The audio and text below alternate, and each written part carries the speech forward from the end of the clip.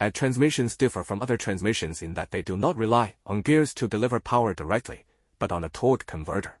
This is the pump wheel for the torque converter, which has curved blades in it and is filled with transmission fluid. As the pump wheel rotates, the fluid is thrown outward by centrifugal force, and the faster the pump wheel rotates, the more centrifugal force there is, and the faster the oil flows.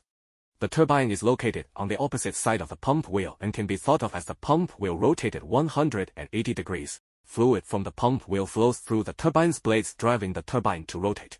For ease of viewing, we've labeled the pump wheel blades red and the turbine blades yellow, and you can see that the turbine's yellow blades turn slower than the pump wheel's red blades. Because of the torque conversion and energy loss that occurs between the pump wheel and the turbine, let's now take a closer look at the flow of the liquid. The transmission oil is forced outward in the pump wheel due to centrifugal force and transfers energy to the turbine's vane mounting angle so that the liquid can flow back to the pump wheel, and the whole process repeats itself. But now this device can only be called a fluid coupling because no torque conversion occurs. In order to increase the torque at the start of the vehicle, a special component is needed. The stator is located between the pump wheel and the turbine.